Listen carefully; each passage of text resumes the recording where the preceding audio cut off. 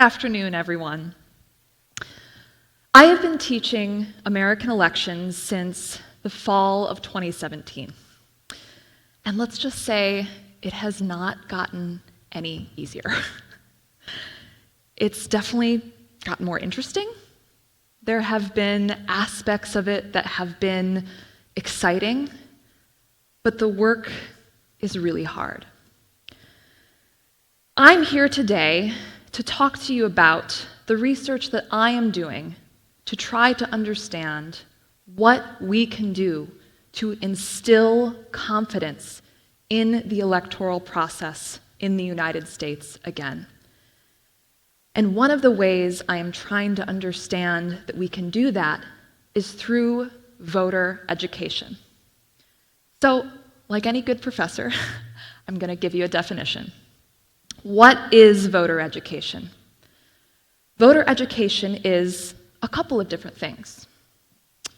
In the short term, we can think of it as information about how to vote. We might think about the act of voting as pretty simple.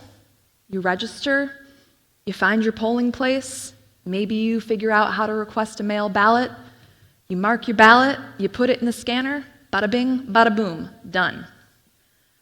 But in reality, there is a lot of intervening steps that need to be taken and a lot of information that voters don't always have access to ensure that not only can they show up to the voting booth or deliver that mail ballot, but ensure that their vote is counted as intended. So that's part one. Part two, voter education is education about the electoral process.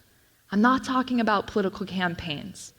I'm talking about information about how elections are actually administered.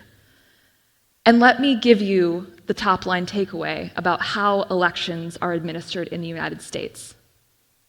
They are complex, they are diffuse, and there is a lot of complicated differences that exist across the states. So, like any good professor, I'm going to tell a little bit of a meandering story here. It's November 6, 2020. It's a couple days after the election. I don't think that the election had been called, the presidential election had been called for Joe Biden yet. And I receive a Facebook message from a friend that's kind of alarmed. They had sent me a message saying, "Mara, I saw this video on YouTube, and it's really concerning me. Can you tell me a little bit about what's going on? Have you seen this? Does this look weird to you?" So this is what the video showed, and I would show it to you today if I could, but it has been taken down off of YouTube. The video showed poll workers in the state of Pennsylvania who were taking ballots that had already been marked, setting them aside, taking new ballots, remarking them, and then putting them in a different pile to be tabulated. Now, I want to ask everyone to pause just for a moment and ask yourself, absent context, absent a PhD in American politics, might you think that something fishy is going on there? So I want to now share my response to my friend. I said to them, "I very much understand how absent an in-depth understanding of election administration, how confusing this may look. Put it this way, people shouldn't need a PhD to understand this." And then I did share, I've been fielding a lot of these questions. I had been teaching classes on elections and talking to journalists and doing talks. Election season is a really busy time for me. I love the work, but it's a really busy time to me. So my initial explanation was this. Ballots sometimes get damaged. They are then set aside and remarked as they were originally cast on fresh ballots so they can be fed through a scanner to get tabulated. My sense is that marking is what's happening here to ensure that the original vote cast by a voter is read by the machine and counted as intended. And of course, this is a friend, so I was like, I hope you and your beautiful family are doing well. And there's something I want to highlight here about my response that I think is really important when we're trying to understand how to address misinformation when it comes knocking at our doorstep. My first sentence says, I very much understand how absent an in-depth understanding of election administration, how confusing this might look. I met this person where they were at. I didn't shame them for sharing misinformation with me. I showed them that I understood how they may have arrived at a conclusion that something wasn't quite right here.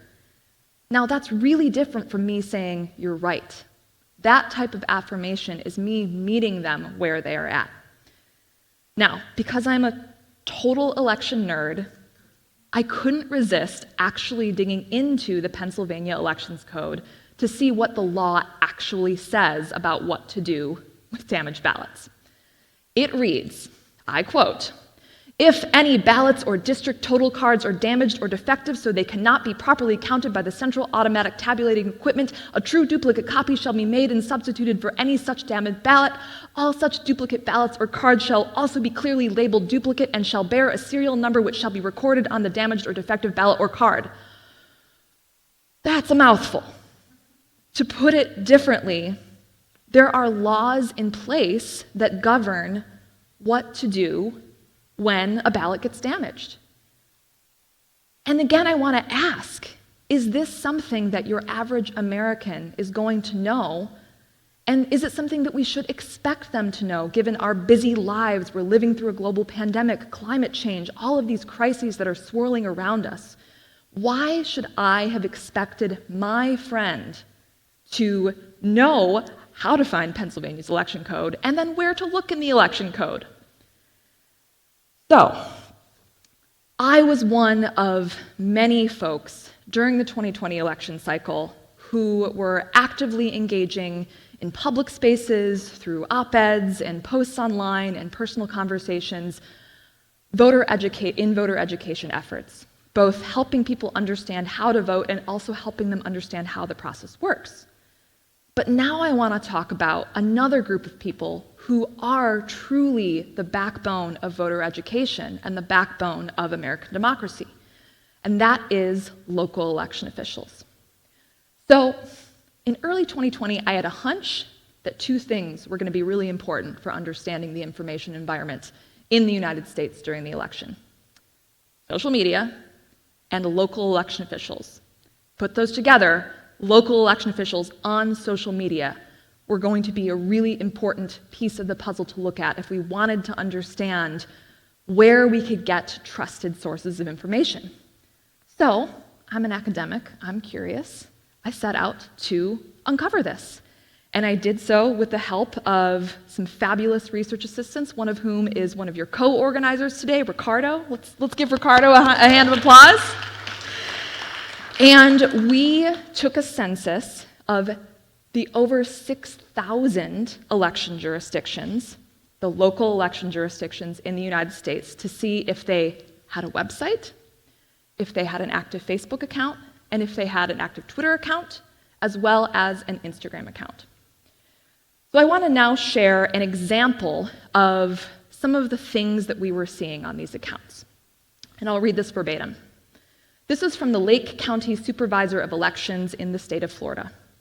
"Please share. We were just notified of some misinformation that is being communicated at some social media sites regarding voting by mail. It is not true that if you fail to sign your vote by mail ballot itself, your ballot will not be counted. You are only required to sign the return envelope. That signature is compared with your signature on file to verify your ballot." And then they provide a space where voters can go to get more information. Now, this post is doing two really important things related to voter education. It's showing the voter how to vote. Folks who want to vote by mail, here's what you need to know. Here's where you can go get more information. And it is debunking misinformation. It is educating the public, in this case the public in Lake County, Florida, about the electoral process. So over the course of 2020, we see voter education coming to the surface as being a really important component of a successfully run election. And make no mistake, 2020 was one of the best run elections in recent history.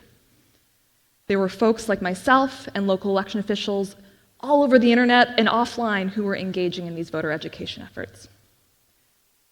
So the question I then had to grapple with was, how did we get from that to this? January 6th, 2021, the attack on the US Capitol, the only time that the Capitol has been breached since the War of 1812. This was a flashpoint, but it didn't come out of nowhere. It reflected decades of decline in confidence and trust in the American electoral system. And of course, there's not one singular factor that can explain why this happened. But we do know that misinformation perpetrated by folks at high levels of government and spread across social media played a really important role in activating the anxieties that these groups of Americans were feeling.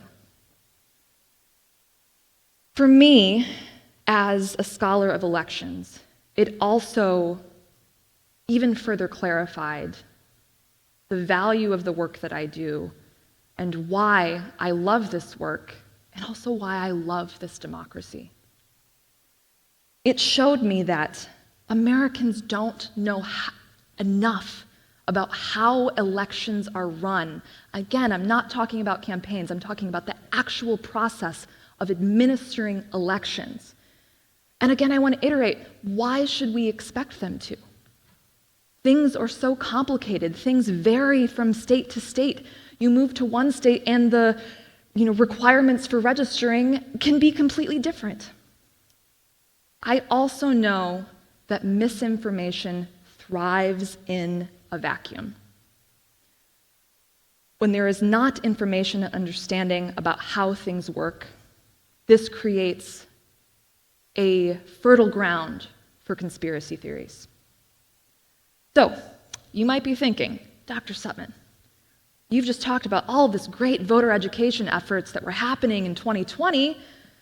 How do we compare these things? Like, is voter education really the solution? I think that it is. I think that while we had a Herculean effort that local election officials engaged in as a part of their jobs in 2020, they do not have the tools and the resources needed to engage in a more robust voter education effort. And my research on social media presence by local election officials really illustrates these gaps. Almost 90% of jurisdictions in the United States have some kind of a website. Maybe it's not a great website, but they've got some kind of a website. But less than 35% are active in communicating with their constituents on Facebook. Less than 10% are active with communicating with their constituents on Twitter. And less than 5% are on Instagram. And don't get me started on TikTok, except for yes, I'm adding TikTok to the agenda this year. The other piece of the puzzle I want to talk about as we move forward from 2020 is that we are seeing an increasing number of states, and this is a trend that predates 2020, but we are seeing an increasing number of states passing legislation that restricts access to voting. And it's my position that if we are going to have these laws, every voter has a right to know the information that they need to overcome the barriers to voting that are presented by these laws. This headline here, election officials in Texas reject hundreds of ballot applications under the state's new voting restrictions. I have research showing that there are simple, effective messages that local election officials can put out there on social media that will help voters overcome mistakes on mail ballots and absentee ballots that get them rejected. So, to close, I want to bring us to this hashtag TrustedInfo2022 that was put forward by the National Association of Secretaries of State. This is a part of a movement by your state-level election officials, which are different from your local-level election officials, to encourage the public in online spaces to see election officials as trusted sources of election information.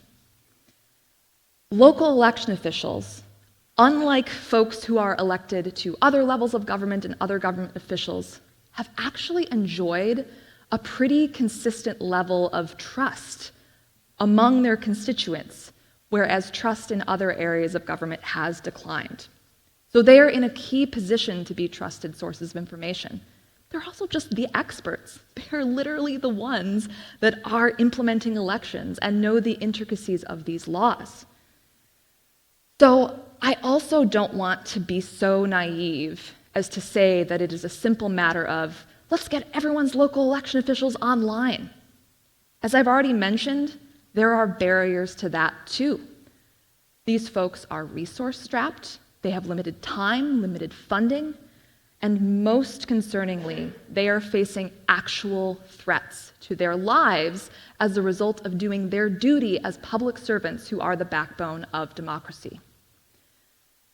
So, the other piece of this puzzle is that I want people to get excited about elections. Again, not necessarily campaigns, but elections, how elections are actually administered. Volunteer to be a poll worker. Side benefit, you do get paid a little bit. Witness the process of democracy in action. I promise you that it is worth it. I love this democracy that I live in. I feel that it is worth critiquing and defending. And it is my hope that I have illustrated the value of voter education to all of you, and that maybe some of you will walk out here being election nerds like me. Thank you.